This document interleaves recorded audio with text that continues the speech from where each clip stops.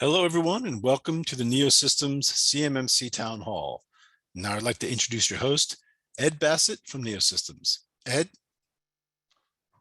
Thanks, Don. Hello, everyone. Welcome to our continuing series of Town Hall Ask Me Anything sessions on the Cybersecurity Maturity Model Certification. I'll start with mention of my guest today, Edward Spenceley. I also want to mention that we are recording these sessions as part of our community outreach to the Defense Industrial Base. Our resident artist, Wade Forbes, you can see on the screen, he will be sketchnoting the session and we'll send that out to our audience after the event. Our focus at NeoSystems as a managed service provider is on organizations that are seeking certification under CMMC, and that's primarily who we have in our audience today. If you have some questions from the audience, please send those in and I'll work those into our conversation with Edward. I'll start with the introduction of Edward Spenceley. He's a Senior Vice President at Bank of America. In his role as the National Government Contracting Specialist for Global Banking and Markets, he assists government contracting clients with banking services across the bank. Edward is well-versed in all aspects of business credit, treasury management, and is passionate about serving those who serve by helping his clients achieve their goals. He's been with B of A for over 22 years, and prior to that, served for over 13 years in the U.S. Army as an intelligence and security specialist in over 50 countries. He's also very active with nonprofit activities, including Greater Tampa Chamber of Commerce, Tampa chapter of Women in Defense, Project Transition USA, and the Global SOF Foundation. So Edward, thanks very much for joining us today. A little bit of a different angle, looking at this from the banking perspective rather than our more traditional IT and security perspective. Welcome. Well, thank you. Thanks for having me. Looking forward to it. Let's start with a little bit of background on your role at Bank of America as looking at national government contracting, and who are your clients? How do you serve them? What's your role there? Sure. Journey, I guess. Coming out of the Army, I ended up here at Central Command in Tampa, Florida, MacDill Air Force Base, where I served with General Zinni and Tommy Franks, some names we may know, and being the counter-terrorist bodyguard for them, I figured that prepared me for banking, commercial banking. But quickly stepped over into the bank, transferred right from the uniform to the banking uniform, and realized very quickly I spoke this additional language. Although the government had trained me in Russian and German and Spanish and Arabic, I spoke this thing called government contracting in FAR, just because I could understand what people were saying. And having SOCOM, Special Operations Command, and Central right in my backyard, it was just a natural thing that happened. I just started talking to people in the community, and they would look at me and shake their head and go, okay, you're a banker that actually understands what I'm talking about, what our mission is and what we do for the government. So really just built that out and very quickly took on a regional role from the bank side in supporting other bankers, identifying what a government contractor is, how they work, and almost being that translator, right? And understanding what we all do for a living as government contractors. And then took on the role nationally. So that role is really focused on small business, privately owned business, set-aside business. So, we bank 82% of the large primes, and I have 5 or 6 friends in DC that do that in the Beltway. I'd much rather, I'm an old platoon sergeant. I like the face-to-face decision-making, strategic planning. We serve them from a banking perspective. That's simple to me. If you make money and have contracts, somebody will bank you. But really, we spend probably 50 to 75% of our time identifying opportunities, capture, teaming, introducing to contracting offices, introducing to large primes, other smalls, graduating 8A, all the different things that you can think of, which is really the sort of boutique business model that we've created within the bank. And then we have the cover of the bank, of course, which is global and gives us all the tools that we need to meet the client's needs. So you and I met at a National 8A Association conference a few months ago, and I asked you what you did, and you said you did banking, and I said I do CMMC, and we started comparing notes on those and realized that we have maybe more in common than just having the name Edward. That there's some connection there between what people are doing around cybersecurity and the sort of decisions that banks are making around financing. So help us connect those dots between government contractor finance and CMMC. How does that get onto your radar? Yeah, so I have had the privilege of being the author of the credit requirements for government contracting at Bank of America. So I wrote the policy on what requirements we have in lending to government contractors, especially in the small space, right? Or in the not publicly traded space, so not your large primes. So as I do that, of course, that is written from a risk perspective, right? Banks live to mitigate risk, and that's what we do. So within the last probably about 18, 24 months ago, having discussions with I'll say that the Katie Arringtons of the world and CMMC requirements coming out, CMMC 1.0 instead of 2.0, really came to the conclusion that as a bank, since I wrote the credit policy, I should probably have something in there about CMMC, because the idea is we are typically lending capital. We have over about $4.5 billion in capital to small businesses in the government space that we're lending based on performance of contracts, typically.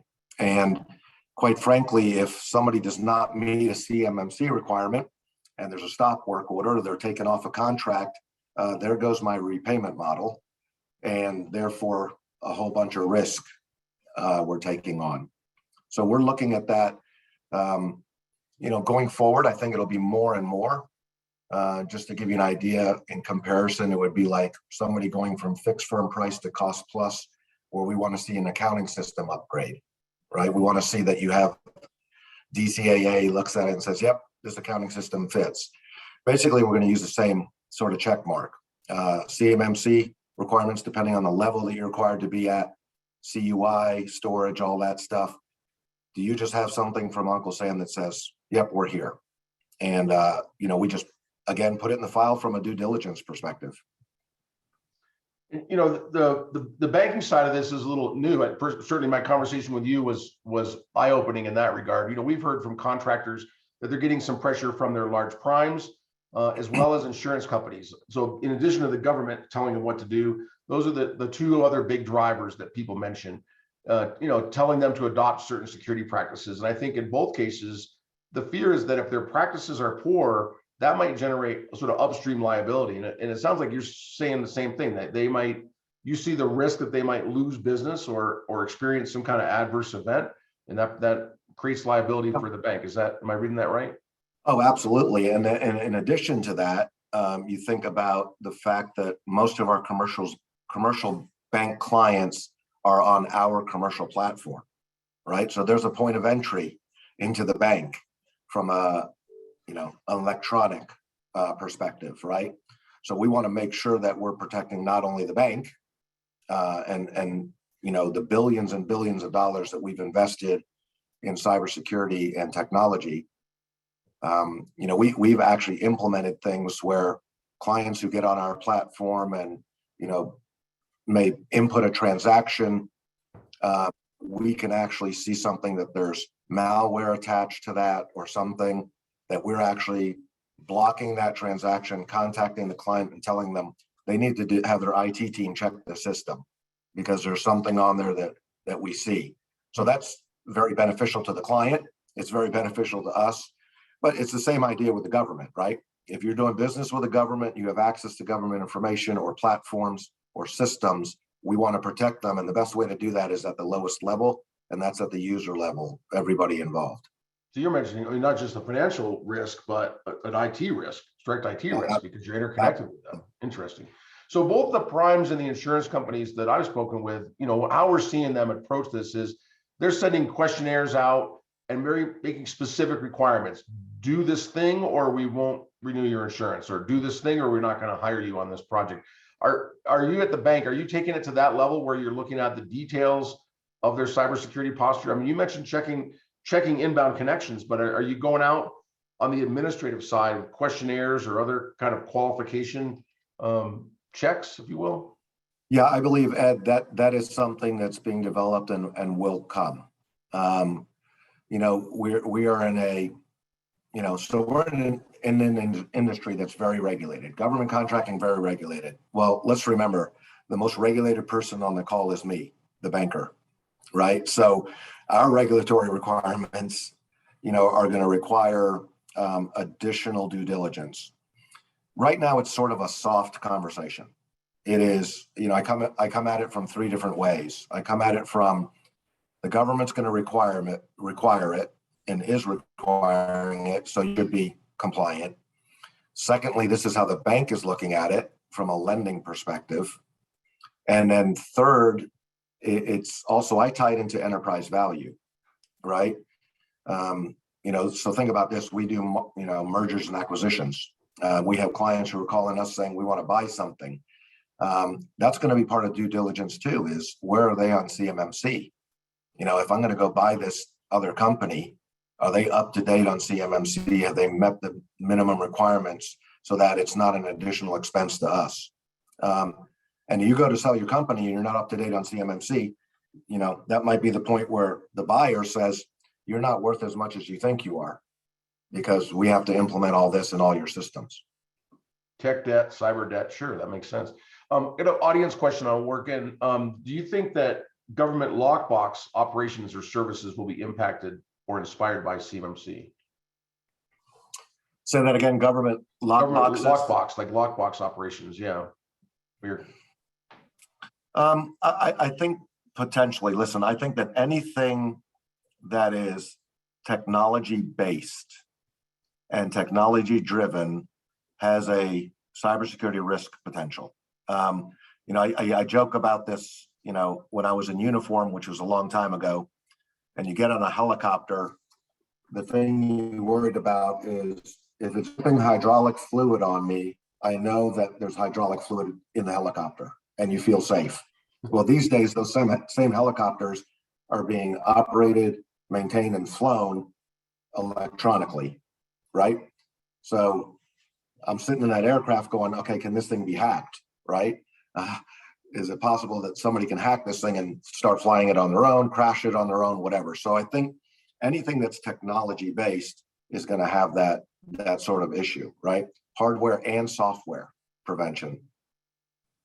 So I want to ask a little bit about business owner motivations. We talked about the bank and why you're putting an emphasis on this. This kind of external pressure certainly helps, but want to dig a little bit in terms of why do you think business owners are not coming to these conclusions on their own? Why is it taking external pressures from insurance, primes, banks, the government to lead people down this path? Yeah, I would say a year and a half ago, when I was talking to the government folks about CMMC, and they had asked me to, Edward, you're touching thousands, basically about 14,000 small business government contractors across the country covered. I have 700 bankers cover them, but I'm the government SME, was to get this message out. I think a lot of it was, it's the government. They can't audit us all at the same time.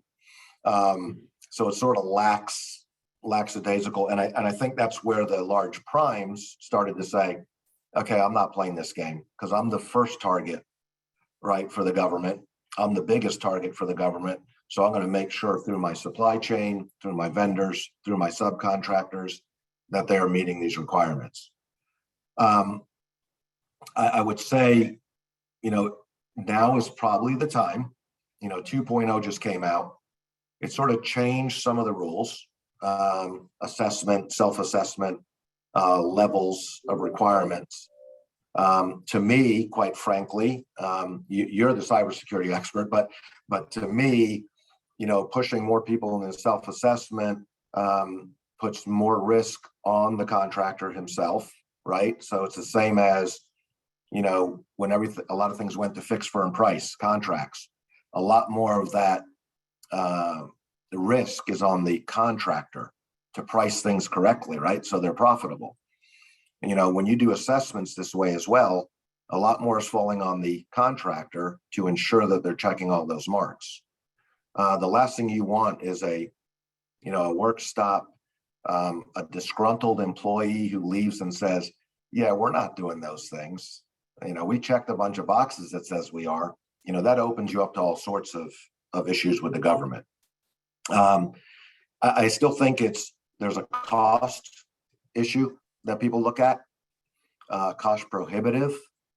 The government has talked about, can they use fundings to help, ease some of the cost of their CMMC requirement on a certain contract vehicle. I don't think the government's ever going to get there, because if I'm a contractor from a protest perspective, that means the government is now picking some winners and losers, right? In some cases, where they're actually helping fund a winner get CMMC compliant, which really doesn't make sense to me. So, I don't know what really the hesitation is. I think the reality is that, maybe every contracting office is not thinking this way, but if your KO is going to go and say, I need to see CMMC, it only takes your KO to stop you from doing business, right? So. True. A lot of your job involves discussions and talking directly to, small business owners, small businesses. So I want to ask you a little bit about what you're seeing them doing. We had John Ellis from the DIBCAC, that's the government's auditing group, on this series a few weeks back, and he mentioned some really alarming statistics about how many contractors they assessed in the first 2 years, 100 plus contractors, and over like an 85% failure rate, really tremendous. Of the businesses that you're working with, you said it's kind of a softer conversation, but you're asking them about security. What percentage would you say are doing a good job with cybersecurity, meeting the expectations that the bank has? And how many need to do some remediation? Yeah, I would say that's a loaded question. It's a lot of people. So I would probably say it may be a little better than the 85% failure rate that he discussed. And I think a lot of that has to do with the relationships that we have with clients and the way we look at their business. From an advisory strategic perspective, like I said, the funding of government contractors is pretty straightforward and simple. If you have money and you have contracts, somebody will fund you. But we're the guys who are talking about, where are we going next with your business? And what is required there? Is your accounting system where it should be? Do you have the security clearance facility that you should have? CMMC is just falling right into that conversation. Where are you on the requirements of hey, Edward, and I've got people who tell me, and thankfully a lot of them are cybersecurity companies who say, yeah, we're good. We've done our thing. Now, just like a proposal, I would tell a cybersecurity company, that's nice that you think that way. Go find another cybersecurity company to ensure that you're right. Another set of eyes on that proposal, is if you were right, to really just have those checks and balances. Until we get to the point where it's documented from a government perspective, that's where we're really going to be sort of not vague, but advisory. Once it starts getting documented, then it's going to be, send in your financials, send in your DCAA approved accounting system, and send in your assessment for CMMC. Makes sense. Yeah, and I think that is one of the promises of CMMC, is that we don't all have to fill out independent questionnaires, right? We'll have some documentation that we can send in, and we'll know it's there. So you mentioned a minute ago, cost as a big factor, and I think cost and the complexity of cybersecurity, especially CMMC at the higher levels, as a barrier to small business, and maybe preventing them from even entering government contracting. As you're working with those small businesses, one, are they raising that as a barrier, meaning something that they can't do or won't do, can't afford? And how are they moving past that? Like, how's that factor in the discussion? Yeah, so we've looked at this from several different angles. If you have to, from an infrastructure perspective, there's a cost, and let's say it's a system cost. Can we at the bank alleviate some of that upfront cost by basically terming out that purchase, right? We do that on accounting systems There's some accounting systems, $200,000, $300,000 that people implement. We actually sort of finance that software portion of that. I think CMMC is newer and different. So the bank getting their arms around that and going, this isn't a historical, well-proven, system. The one thing that I have talked about with many clients is, if you're a company that has the financial acumen to look forward and say, here's the current work we have, here's what we're bidding on, here's where we're going to end up at the end of the year, right? To forecast your revenues in your business. And you can look at that and back out, and now you go to your CPA and you say, hey, if we do all this, what is the implication from a tax perspective? Well, your taxes are going to be about 200 grand. Okay. I would much rather give 200 grand to myself and invest in CMMC than 200 grand to the IRS. So, so we've come at it a couple different ways. When you look at joint ventures, mentor protege programs, I have small companies that call me and say, hey, this large wants to do this mentor protege JV. Edward, what do you know about them? What do you think about their culture? Their, all that good stuff that we talk about. And I tell them it's fine. I said, leverage the fact that they're asking you to be part of their team. Leverage their CMMC capability, and hey, we need help with this. Hey, we need, how do you fit that into the dollars? That's between the two to decide, right? But there should be, we love what you do. We want to make sure you're CMMC compliant as well, right? If you're a small in that situation. I like the angle you're taking there. And it sounds like, with CMMC, you've got something tangible at the end of it. So just like going out and getting an approved accounting system, you make an investment, you say, well, but now I have this approved accounting system.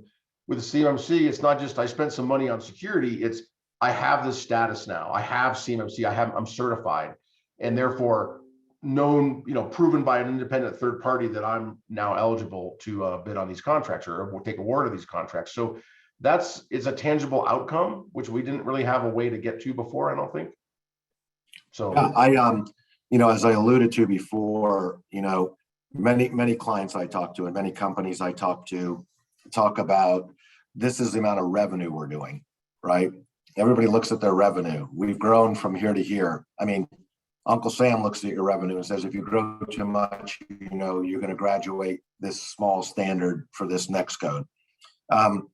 They don't really look at the bottom line as much as they look at the top line, and they rarely look at the balance sheet. And the balance sheet is what tells us what's healthy about a company, right? Now, I take that a step further and say, that's your enterprise value that you're trying to build.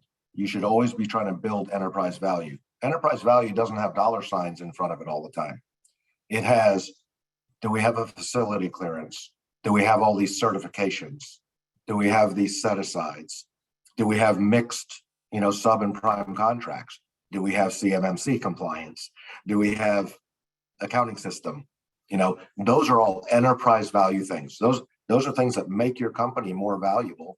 And to your point, there's a tangible thing now that you can hold and say, this is worth something, right? Yeah. In that essence. That is something that's somewhat new. I mean, there were certifications we could achieve before in the cyberspace, but CMC is probably the most achievable of those that we've seen so far. You mentioned about self-assessment versus a third-party assessment, and the government, did bring in this notion of a lot of self-assessment in CMMC, the 2.0 version. Last week, they kind of backed off of that a little bit and said, well, if you're handling CUI data, you're probably not going to be self-assessed as much as we might have thought on at the original. From your perspective, do you perceive that as you look at enterprise value and somebody comes and says, I have a self-assessment versus I have a third-party assessment, do you value that higher? I mean, it seems like it would be more reliable. Does it matter to you as you're looking at that? No, absolutely. I think it's more reliable to have a third-party assessment. So let's say you fall into that bucket where you can self-assess everything. I think it's valuable to spend a little money and have a third party come in and verify that information, even if it's not the government. That to me, so for instance, I get audited financial reports every day from different companies. When I look at that audited financial, I look at the name of the auditor and I say, I don't know this CPA firm. And then I Google them or look them up, and they don't even have a government group. Okay, so wait a second. You're doing federal government work. The person that's doing your audit doesn't even understand the FAR and DCAA. Why it work for you?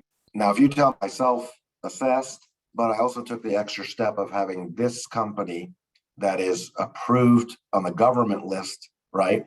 And I asked them to come in and do an assessment for me. That might be, that gives me again, it's due diligence, it's risk mitigation. We've had a lot of talk on this series about the idea of voluntary assessment, even for people that might qualify for a self-assessment, voluntarily having someone come in. And there's all kinds of different reasons people have put forth, but you've added a new one to the stack, which is, it's going to be valued differently by your banker potentially. That's it's good. And then there's a lot of reasons for that. And the one you mentioned about the CPA, we've seen that in the cyber side as well. People self-assess higher than they really are because they don't know what some of the deficiencies even look like. So that can be a way to kind of almost, a false sense of complacency, if you will. Yep. Where having a third party definitely gets away from that. So just time for a couple of quick questions here at the end. CMMC very focused on confidentiality of federal data, protecting data that affects national security. Obviously, it's a big responsibility for the contractors, but there's other security concerns too that the federal government's not weighing in on. Specifically, CMMC doesn't require data backup. It doesn't require you to defend against ransomware. Lots of business reasons to do that, right? Your focus is on financial risk. So are you looking at things beyond CMMC in the cyber realm that are on your radar? Yeah, I think, as I stated, we look at the health of a company, not only from a balance sheet and a financial statement. We look at the health of a company on all the different things that we just touched on, certifications, facility clearances. When you have a young company that comes to me and says, I've got all these ISO things done, they've invested. I've got all these ISO things done. I've got the security clearance done. I've got, and I'm a 2-year company and I'm going, okay, I know 10-year companies that don't have all this in place. So if you're telling me the same thing on the cybersecurity side is, the government doesn't require this, but I have backup. I have ransomware protection. I have, those are the type of things that tell me you're taking seriously the health and welfare of your company, right? So that helps me mitigate risk by saying, this is somebody I want to support financially because they're as engaged in the lifelong sustainability of their company as I will be. Good. We're kind of at the bottom of the hour, so I'll just ask a wrap up question here. Take us forward into the future. You mentioned that today, the bank, you're evaluating these factors, but it's still a little bit soft, probably going to firm up more.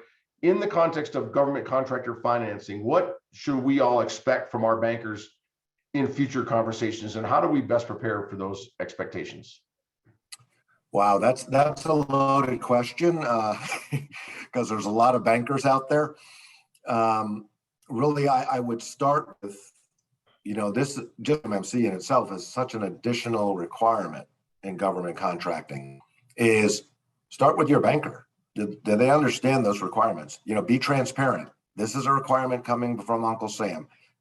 I guarantee you that if we've got 50 people on this call, 25 of them, their banker doesn't even know what CMMC is, right? So again, I would be proactive about that and differentiate yourself from other clients with your bank by saying, I'm on it. I'm on all these things, right? Looking forward, I think we're going to see more and more of that. Probably in a 24-month period, just looking out in my crystal ball, is that the conversation of CMMC will be much more common. But once we start getting assessment and that tangible piece of paper, let's say, then it falls into, okay, this is just part of our regular due diligence, like everything else. Send me your P&L and your balance sheet and your CMMC assessment form. Got it. Edward, thanks very much for joining us today. It was really informative. Definitely a new angle that we hadn't represented here in this series previously. So I thank you for taking time out and sharing with our audience today. Thanks, Wade, for sketchnoting this for us. And thanks to those in the audience for the questions you sent in, as well as your time and attention today. Please join us for future town hall meetings. Our next session is going to be Wednesday, February 23rd, a week from today at our usual time of 1 p.m. Eastern. If you don't have the registration info sitting in your inbox, please visit our website, neosystemscorp.com, for all the details. Thanks, everyone. Thank you, Ed. Thank you, everyone.